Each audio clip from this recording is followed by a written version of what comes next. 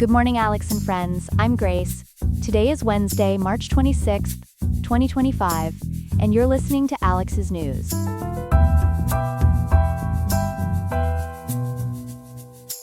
The weather in Riverside will be mild today with a high of 59.0 degrees and a low of 50.9, so you might want to grab a light jacket if you're heading out. Coming up, we'll examine the potential impact of Trump's citizenship proof order on voting access across the country and what it could mean for future elections. Then, we'll look at the consequences facing rural communities as Congress has failed to renew the Rural Schools Act, leaving many districts in financial uncertainty. We'll explore who's being affected most by this legislative inaction and what it means for students and educators in America's rural areas. Stay with us for these important stories on Alex's News.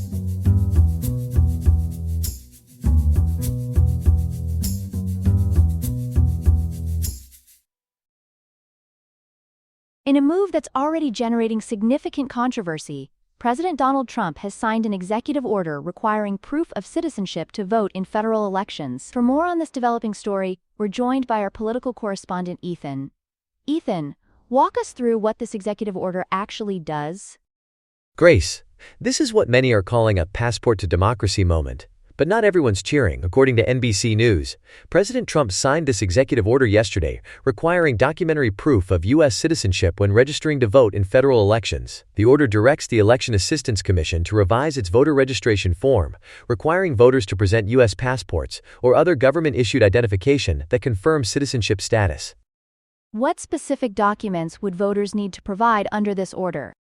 That's where things get complicated. NPR reports that the order, titled Preserving and Protecting the Integrity of American Elections, specifies limited acceptable forms of proof and may actually exclude birth certificates. The reality is only a fraction of Americans possess a U.S. passport or an enhanced driver's license, which are among the acceptable forms of identification under this order.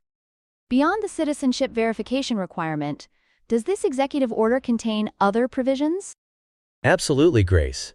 According to PBS NewsHour, this executive action is quite comprehensive. It mandates that all ballots must be received by Election Day, prohibits certain election equipment, encourages states to share voter lists with federal agencies, and calls for increased prosecution of election crimes. Perhaps most controversially, it threatens to withhold federal funding from states that count mail-in ballots postmarked by Election Day but received afterward.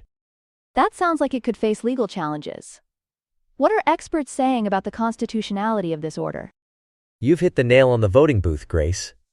Election experts interviewed by NBC News predict substantial legal challenges ahead. Currently, federal law only requires voters to swear they are citizens under penalty of perjury when registering. Sean Morales Doyle from the Brennan Center for Justice told NPR that the order is illegal and conflicts with existing federal voting law, arguing that the president cannot dictate the actions of the Election Assistance Commission without congressional approval. What's the constitutional basis for these potential challenges? The Constitution's Article 1, Section 4, grants states primary authority over the times, places, and manner of elections, with Congress also having regulatory power. PBS NewsHour reports that voting rights groups are expected to challenge the order on these grounds, arguing it represents an overreach of executive power into areas traditionally governed by states and Congress. How many Americans could potentially be affected by this proof of citizenship requirement? The numbers are significant. According to data cited across multiple reports, approximately 9% of eligible U.S. voter NISA, that's about 21.3 million people, don't have immediate access to proof of citizenship documents. Voting rights advocates told NPR this could disenfranchise millions, particularly naturalized citizens, people of color, the elderly, and those with disabilities. Are there any precedents for this type of requirement? There are, and they don't bode well for the order's survival. In the 2013 case, Arizona versus Intertribal Council of Arizona, the Supreme Court ruled that states cannot require additional proof of citizenship beyond what's required on the federal voter registration form. Legal experts suggest this executive order could face similar challenges based on that precedent. How have political figures responded to this executive order?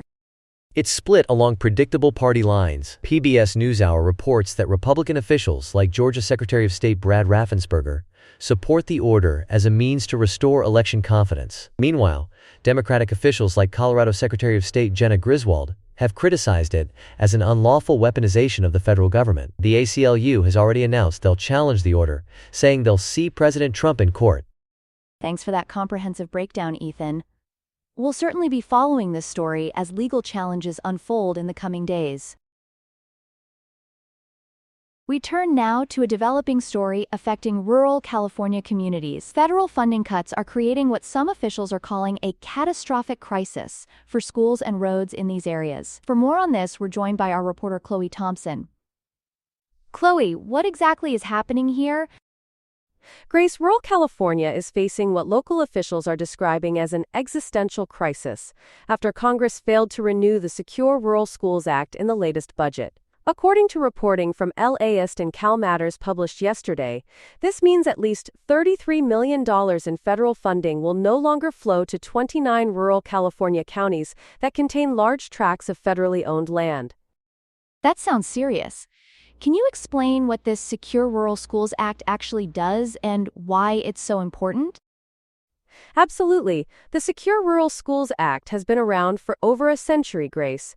It essentially compensates counties that can't collect tax revenue on federally owned lands within their boundaries, primarily U.S. Forest Service property. As Perplexity reports, the program has faced challenges since initially expiring in 2006, with several reauthorizations at progressively lower funding levels. But now we're looking at a complete loss of this support, with final payments scheduled for distribution next month.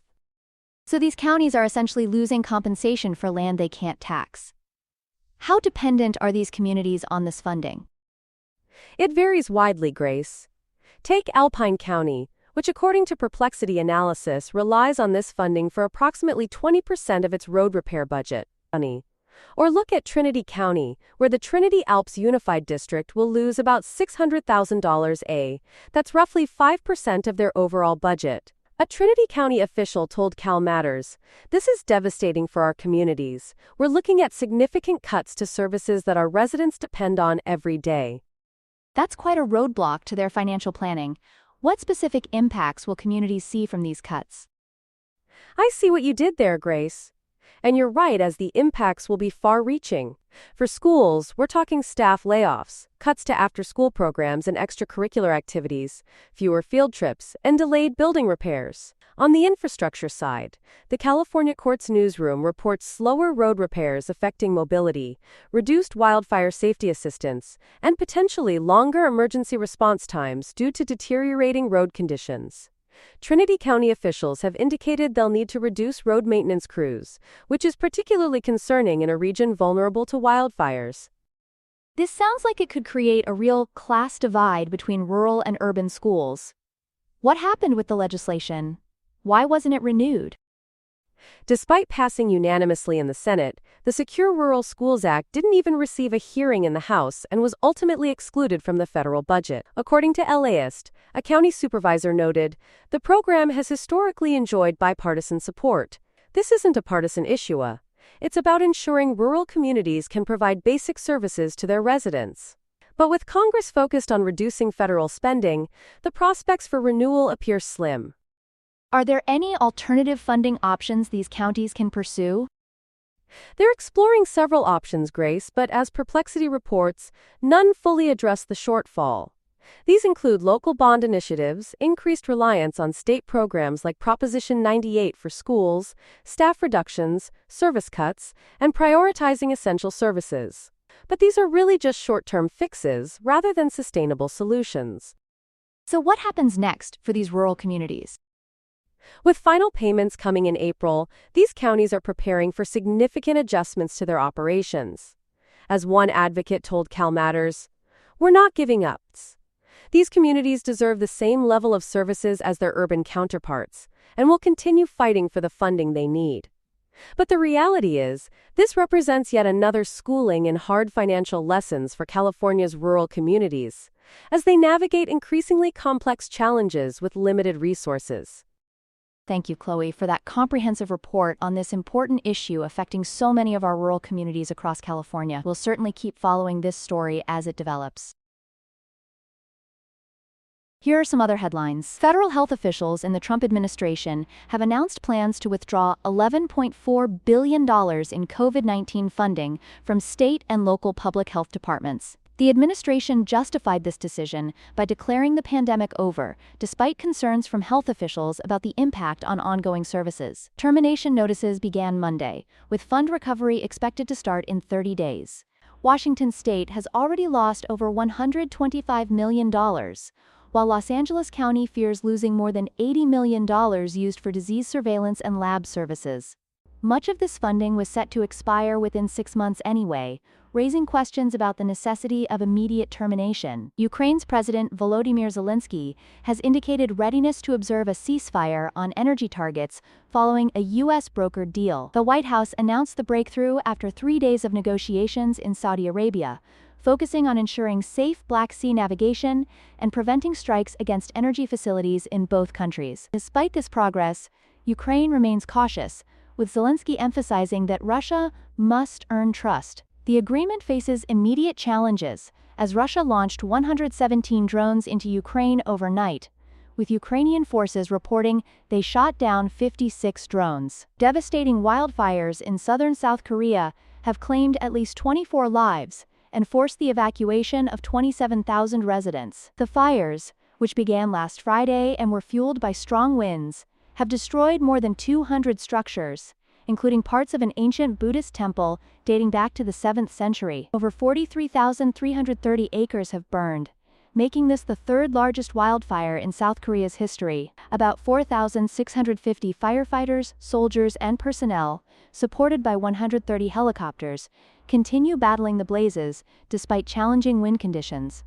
In a rare display of public dissent, hundreds of Palestinians protested against Hamas in Gaza on Tuesday. This unusual demonstration marks one of the largest anti-Hamas protests since the conflict with Israel began. The protesters openly chanted their dissatisfaction with Hamas's governance, a significant development in a region where political opposition is typically suppressed. The protest occurs against the backdrop of ongoing regional conflict, including military actions and evacuation orders in parts of Gaza. Voice of the day.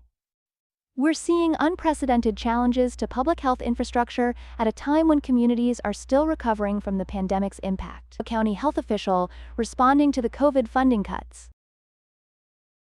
That's all we have for now. Today's episode was made by Alexander King, with Claude Sonnet 3.7, Gemini Flash 2.0, the Perplexity API, and the Google Cloud Text-to-Speech API. I hope you have a great day. I'll see you tomorrow, Alex.